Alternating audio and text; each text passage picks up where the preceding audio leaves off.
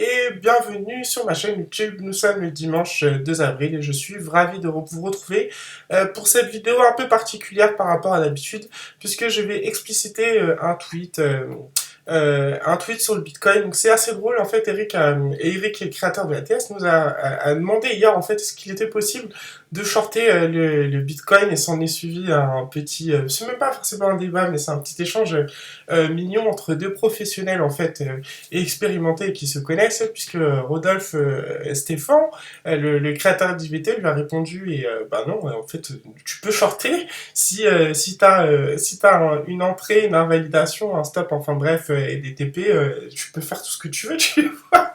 En gros, et j'ai trouvé ça assez drôle, parce que c'est vrai, après Eric lui a dit non, mais je fais ce que je veux, de toute façon je suis pas vendeur des signaux et tout.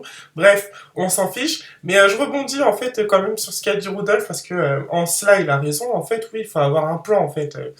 Tu peux le faire, oui, mais il faut avoir un plan, donc il faut savoir en fait si tu shorts, pourquoi tu le shorts, où est-ce que tu vas avec ton short, et surtout à quel moment ça sert plus à rien de shorter selon ton plan. Donc moi j'ai proposé un plan, surtout que Eric n'a pas posé cette question par hasard, et je vais essayer de tenter de développer en fait ce que j'ai expliqué, ce que j'essaie d'expliquer à travers un trade en tweet, parce que c'était assez compliqué, il y a des termes assez techniques. Je vais essayer de l'expliciter en vidéo pour être un petit peu plus un peu plus compris en fait, tout simplement. Donc, nous venons de changer de période trimestrielle. Nous sommes le 2 avril, je le disais au début de la vidéo, et nous arrivons ici sur une résistance M7 trimestre en bas à droite. Vous voyez avec la flèche rouge, d'accord. euh, Cet M7 trimestre, c'est une résistance forte. Pourquoi est-ce qu'on pourrait essayer de vendre cette M7 trimestre? Et c'est ce que je vais essayer de vous expliquer. Je vais juste vous faire un petit préambule et vous montrer en fait que le futur, le Bitcoin futur a rebondi l'année dernière. Au début de l'année, et enfin bref, sur les 2 semestres, sur les SAR semestres, d'accord. Donc le futur Bitcoin rebondit sur les SAR semestres l'année dernière, et rebondit sur la clôture à moins 20 périodes trimestres, assez précisément du quatrième trimestre 2022. Les plus bas annuels, c'est cette clôture-là. Ici, d'accord, cette clôture-là, et elle vient nous apporter, cette clôture, la confirmation que la M20 trimestrielle reste haussière, ok. Voilà, je voulais juste vous montrer ça sur les futurs, parce que le futur sur les supports a été beaucoup plus propre que le spot, même si le spot aussi n'est pas dégueulasse, hein. On voit qu'il a fait la M7 année, c'est très joli la M7 année en support, et puis il est reparti dardard, voilà. Alors pourquoi est-ce que moi je veux juste qu'on s'arrête en fait sur le Jack trimestre. Je vais vous expliquer quelque chose de très simple.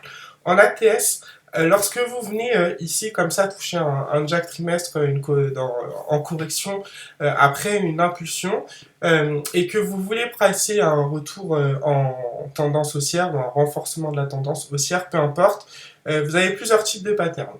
D'accord. Et on a ce qu'on appelle un non-croisement haussier. Le non-croisement haussier, c'est lorsque la M7 descend, se rapproche de M20, elle descend au moins pendant au moins 3 périodes, et qu'elle repart à la hausse, en fait, sans croiser la M20, vous avez un non-croisement haussier, et les prix font de même, en fait. La M7 décroise, les prix font de même. Pour avoir ce non-croisement haussier, il faudrait que les prix, d'accord, pour que la M7 décroise à la hausse, il faudrait que les prix soient situés au-dessus des clôtures avant cette période. Donc les traits bleus, celle de ce mois-ci, elle est à 43 000 et quelques. Autant dire qu'on en est plutôt assez loin, d'accord. C'est important de savoir ça, hein, l'orientation. Quand vous êtes au-dessus d'une clôture à moins 7 périodes, votre M7 est haussière. Lorsque vous êtes sous une clôture à moins 7 périodes, votre M7 est baissière. Lorsqu'on est au-dessus d'une clôture à moins 20 périodes, votre M20 est haussière. Lorsque vous êtes en dessous, votre M20 est baissière. Clôture à moins 20 périodes, c'est tout simplement pour calculer l'orientation de M20. Voilà. Et donc, petit tips très important, lorsque vous touchez donc une clôture à moins 20 périodes et que vous voulez avoir un retour en tendance haussière, il y a très peu de chances que vous ayez un non-croisement haussier. Par contre, vous pouvez, donc avec les supports hein, sur une unité de temps supérieure, ici la M7 année, et on a vu qu'il y avait également d'autres supports sur les contrats futurs, vous pouvez presser un faux croisement haussier, ok. Alors, qu'est-ce qu'un faux croisement haussier? À la différence d'un non-croisement haussier, c'est que la M7 vient croiser la M20 pendant au moins une période, et ensuite décroise assez rapidement, maximum au bout de 3 à 4 périodes à peu près. D'accord? Alors pourquoi est-ce que je dis ça? Parce qu'en fait tout simplement on a pris déjà plus de 90% depuis les supports qu'on vient de voir depuis les plus bas. Là on arrive sur une résistance forte et majeure. Vous voyez que donc nos clôtures à moins cette période elles sont très favorables, elles le sont pendant encore comment s'appelle, les quatre prochaines périodes dont on compte en celle en cours. Donc vous avez celle d'ici, mois d'avril, celle d'ici, mois de juillet, celle d'ici, mois de septembre, et donc la prochaine qui sera favorable, en fait, si vous voulez, c'est celle de janvier 2024, d'accord? Donc dans un an, à cours équivalent, puisque là les prix seront allés autour de 20 000 dollars, donc ici on est à 28 000 dollars, donc dans un an, on aura une clôture favorable qui pourra nous permettre de dire, de dire que la M7 devient haussière. Est-ce que vous voyez un petit peu où je veux en venir en termes de timing, en fait? On a touché le jack, donc on sait déjà avec le jack qu'on ne peut pas trop faire de non-croisement haussier trimestre, et que si on va avoir un retour en tendance haussière, c'est plutôt un faux croisement haussier qu'il faudrait faire. On sait, et on voit en plus que ces clôtures sont défavorables. À moins que les prix aient déchiré comme ça, là, et qu'on prenne encore plus 70, 80, 80%, etc. Mais à moins qu'on fasse ça, le plus logique serait d'appliquer la logique ATS habituelle, où lorsque l'on touche un jack, on a plutôt tendance à avoir un faux croisement qu'un non-croisement aussi. Je dis pas que ça peut pas arriver d'avoir un non-croisement, je dis pas qu'on peut pas tout déchirer et monter d'un coup, je dis juste que habituellement les setups ATS, en fait, les possibilités qu'ils nous offrent, ce sont le faux croisement aussi. Donc, et en plus là, ce serait cohérent d'avoir une latéralisation ici, parce qu'on voit que la prochaine clôture est favorable, elle n'est favorable qu'en janvier 2024. Donc avec cet M7 trimestre, qui est là et qui est une résistance majeure, que pourrions-nous faire? Eh ben, on a plusieurs possibilités. Déjà, oui, on peut la vendre en fait, cette M7 trimestre, après un rallye, je vous le montre, hein, de plus 88 ou 90%, je ne sais plus. Ça y est, recommence ces bêtises. Euh, Ça m'énerve quand ils font ça. Alors, tac, tac, tac. Vas-y, supprime-moi ça, s'il te plaît. Supprime-moi ça. Voilà. Boum. Et on recommence. Donc, hop. Et voilà. Alors, voilà. 88 plus, après un rallye de plus 80, quasiment 90%. C'est écrit ici. On arrive sur une belle résistance, qui aime cette trimestre résistance majeure. Que pourrions-nous faire avec cela? Eh bien, tout simplement, et c'est là où je voulais en venir, on pourrait très bien avoir un refus de phase 3 haussière semaine. Qu'est-ce qu'un refus de phase 3 haussière semaine? Eh ben, c'est en gros, ici, vous avez en fait, vous avez au début du flux, d'accord, lorsque les prix ont commencé à monter et sont depuis les points bas, comme ça, boum, vous avez ce qu'on appelle une phase de haussière semaine. Donc, une phase de haussière semaine, les bandes de Bollinger en fait se mettent à diverger. La bande de Bollinger basse baisse, la bande de Bollinger haute monte et les prix montent. Voilà, vous avez une divergence. Comme ça, les bandes de Bollinger s'écartent en fait, et ça, c'est le premier mouvement d'impulsion. Les prix sortent, etc. et montent. Voilà, vous avez votre phase de haussière. Ensuite, vous pouvez avoir un renforcement de la tendance haussière, donc c'est ce qu'on va appeler une phase 3 haussière semaine. Pour faire une phase 3 haussière semaine, il faut faire un plus haut que dans la phase 2 haussière semaine, tout simplement. Et ça se matérialise aussi par les bandes de Bollinger qui se mettent parallèles pour monter. Alors je vais vous montrer un petit exemple sympathique. Ici par exemple, bah là vous voyez en fait le flux du début d'année. Tout simplement, vous avez votre comment ça s'appelle? Vous avez votre on va la mettre ici, hop, boum, boum, boum, boum, et hop, voilà, je mets ça. Donc, pourquoi est-ce que je viens de faire ça? Parce que vous avez votre phase 2 haussière, d'accord, euh, votre phase 2 haussière semaine, donc semaine jour, pardon. Vous avez vos bandes de Bollinger basse en fait, qui s'est mise qui est partie vers le bas, la bande de Bollinger haute qui est partie vers le haut, les prix qui sont sortis des bols. Ça, voilà, c'est une très belle phase 2 haussière jour. On fait de haut de plus en plus haut, c'est du flux, ok? Ensuite, le plus haut de la phase de haussière, on voit qu'il est dans cette zone-là, d'accord, ici. Que s'est-il passé? les bandes de Bollinger se sont mis ici en fait à plat en bas, donc elles se sont mises en fait en parallèle avec les bandes de Bollinger hautes. Vous voyez comment ça part comme ça? Boum, boum, ici, et les prix sont venus faire un plus haut en fait que dans la phase 2 ici. Vous voyez les prix, hop, boum. Donc ici, bah, qu'est-ce qu'on a tout simplement? Une phase 3 haussière, en fait. Les bandes se mettent en parallèle. Les prix cassent le plus haut de la phase 2. Vous avez une phase 3 haussière, vous faites des plus hauts, boum, et après, vous venez en fait et le mouvement est terminé. Là, vous avez, voilà, vous avez votre mouvement primaire, votre mouvement secondaire, votre renforcement de la tendance. Ici, c'est une phase 3. D'accord. Sauf que là, on a une résistance trimestrielle. Donc cette phase 2 haussière semaine, eh bien, on pourrait en fait vendre cette résistance, pardon, et on aurait alors ce qu'on appelle un refus de phase 3 haussière semaine. C'est-à-dire qu'on n'irait pas faire de plus haut comme ici. Là, on ne ferait pas de plus haut que dans la phase 2 haussière semaine. Donc on aurait nos bols qui se mettraient à plat, mais on ne ferait pas de plus haut.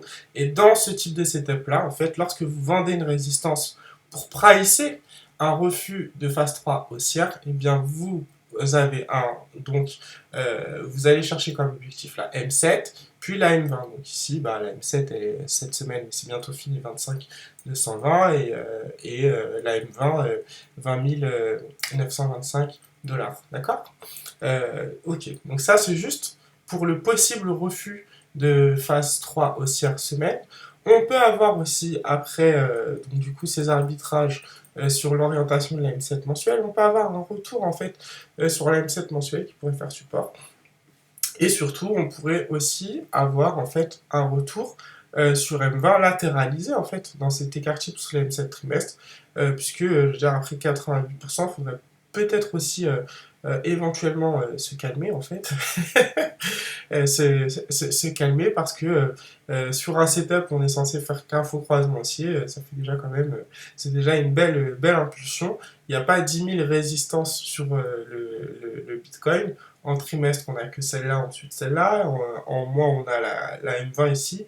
Donc, pourquoi pas, en fait, commencer à se calmer à l'ouverture du nouveau trimestre pour pouvoir venir rechercher la M20 à 22 000 $ trimestre. Pourquoi la M20? Tout simplement, je vous montre un truc ici. Vous voyez, en fait, par exemple, cette M20 en weekly qui a été cassée, qui faisait résistance, on était en dessous, elle était baissière, qui a été cassée, et donc du coup on est venu au-dessus. Bah, qu'est-ce qui s'est passé? C'est un peu comme les résistances de prix statiques. Les moyennes mobiles ça marche aussi de temps en temps, c'est setup, enfin un peu plus que de temps en temps d'ailleurs. C'est vous le cassez, elle faisait résistance, et du coup la résistance est devenue support. Regardez, on a eu cette impulsion, cette correction, et puis la M20 est venue faire un support ensuite en fait tout simplement. Donc pourquoi pas ici en trimestre avec cette résistance M7 trimestre, la M20 on était en dessous, on repasse au-dessus, on revient à la tester en tant que support, et pourquoi pas repartir ensuite par la suite à l'assaut du faux croisement haussier, tout simplement.